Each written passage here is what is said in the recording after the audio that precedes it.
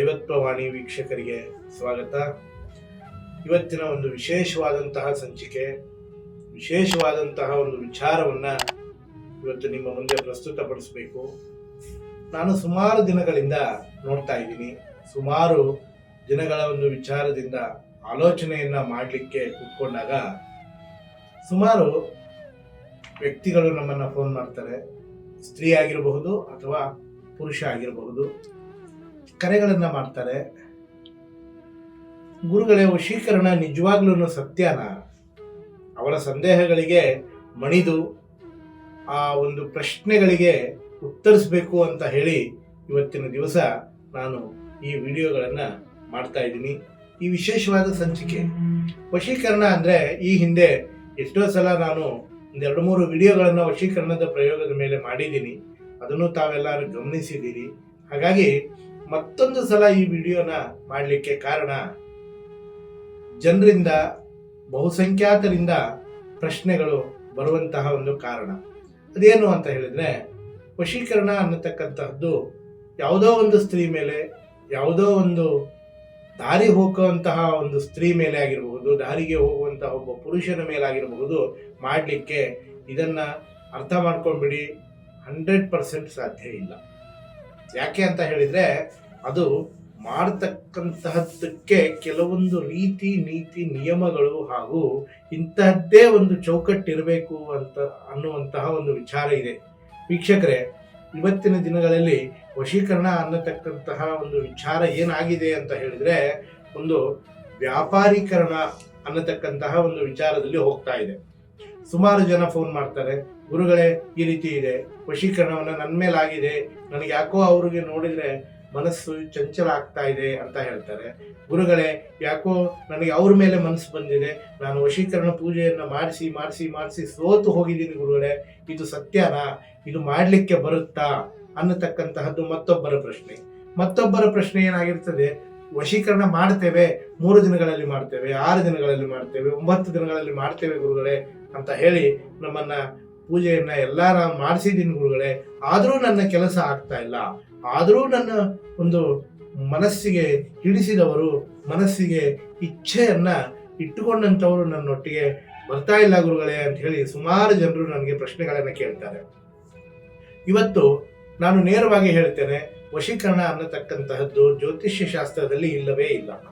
ಹಾಗಿದ್ರೆ ವಶೀಕರಣ ಅನ್ನತಕ್ಕಂತಹ ಪದಗಳಿಗೆ ಈ ವಶೀಕರಣ ಅನ್ನತಕ್ಕಂತಹದ್ದು ಯಾವ್ಯಾವ ಚೌಕಟ್ಟಿನ ಒಳಗೆ ಇದ್ರೆ ಆಗ್ತದೆ ಅನ್ನತಕ್ಕಂತಹದ್ದನ್ನ ಕೆಲವು ವಿಚಾರದಲ್ಲಿ ಹೇಳಿ ಈ ವಿಡಿಯೋನ ಮುಗಿಸ್ತಾ ಇದ್ದೀನಿ ವೀಕ್ಷಕರೇ. ಅದು ಏನು ಅಂತ ಹೇಳಿದ್ರೆ, ಒಂದೇ ಒಂದು ಮುಖ್ಯವಾಗಿ ವಶೀಕರಣ ಅನ್ನತಕ್ಕಂತಹದ್ದು ಧರ್ಮ ದೃಷ್ಟಿಯಿಂದ ಆಗಿರಬೇಕು. ಧರ್ಮ ಅಂದ್ರೆ ಏನು? ಧರ್ಮ ಅಂದ್ರೆ ಕೆಲವೊಂದು ಈ ವಶೀಕರಣಕ್ಕೆ ಸಂಬಂಧಪಟ್ಟ ಹಾಗೇನೆ ಮಾತ್ರ ಇವತ್ತು ನಾನು ಹೇಳ್ತಾ ಇದ್ದೀನಿ.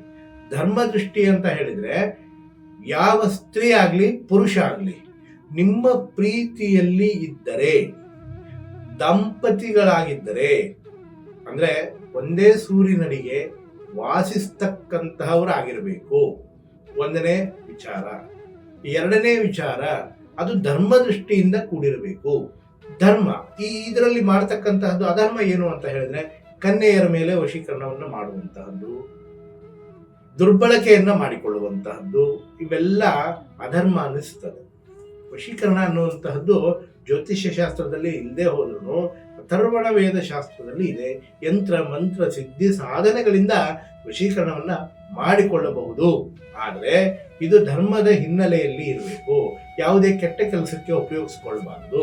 ಹಾಗೆ ನಾವು ಕೆಟ್ಟ ಕೆಲಸಕ್ಕೆಲ್ಲ ಉಪಯೋಗಿಸ್ಕೊಳ್ತೀವಿ, ಕೆಟ್ಟ ಕೆಲಸಕ್ಕೆಲ್ಲ ಆಗೋಗುತ್ತೆ ಅಂತ ಹೇಳಿದ್ರೆ, ಜಗತ್ತಿನಲ್ಲಿ ಯಾರು ವಶೀಕರಣ ಅನ್ನತಕ್ಕಂತಹದ್ದು ವಿಚಾರ ತುಂಬಾ ಕೆಟ್ಟದಾಗಿನೇ ಆಗ್ತಾ ಇತ್ತು. ಹಾಗಾಗಿನೇ ಹೇಳ್ತಕ್ಕಂಥ ವಿಚಾರ ಏನು, ಹಾಗೆ ಯಾರಾದ್ರೂ ವಶೀಕರಣವನ್ನ ಮಾಡಿದ್ದಾರೆ, ಈ ವಶೀಕರಣಕ್ಕೆ ಒಳಗಾಗ್ತಾ ಇದ್ದೀವಿ, ವಶೀಕರಣವನ್ನ ಮಾಡಿಸಿ ಇವರು ನಮ್ಮನ್ನ ಪಡ್ಕೊಳ್ಬೇಕು ಅಂತ ಇದ್ದಾರೆ ಅಂದ್ರೆ, ಒಬ್ಬರಿಗೊಬ್ಬರು ಪರಸ್ಪರ ಪ್ರೀತಿಸಿರ್ಬೇಕು. ಪರಸ್ಪರ ಪ್ರೀತಿಯಿಂದ ಮದುವೆಯನ್ನ ಮಾಡಿಕೊಳ್ಳತಕ್ಕಂತಹ ಒಂದು ವಿಚಾರದಲ್ಲಿ ಇರಬೇಕು.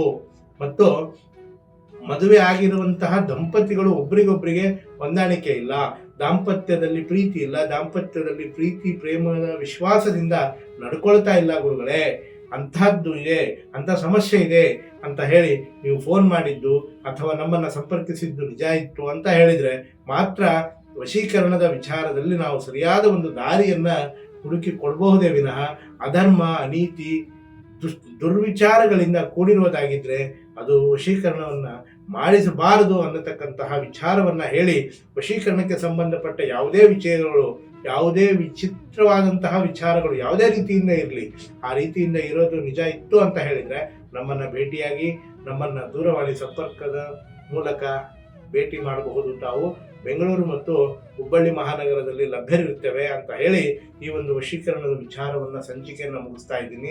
ಯಾವುದೇ ಒಂದು ವಶೀಕರಣ ವಿಚಾರದಲ್ಲಿ ನಿಮಗೆ ಎಂತಹದ್ದೇ ಅನುಮಾನಗಳಿದ್ದರೂ ಕೂಡ ಒಂದು ಫೋನ್ ಮಾಡಬಹುದು. ಈ ವಶೀಕರಣ ವಿಚಾರವನ್ನು ಸಂಪೂರ್ಣವಾಗಿ ಬೇರು ಸಮೇತ ನಿಮಗೆ ಎಲ್ಲ ರೀತಿಯ ಒಂದು ಮೂಲಾಂಶಗಳ ಒಂದು ವಿಚಾರದಲ್ಲಿ ತಿಳಿಸ್ಲಿಕ್ಕೆ ನಾವು ಬದ್ಧರಿದ್ದೇವೆ. ಇದರ ಬಗ್ಗೆ ಯಾವುದೇ ರೀತಿಯ ಹಿಂಜರಿಕೆಯನ್ನು ಮಾಡಿಕೊಳ್ಳಬೇಡಿ.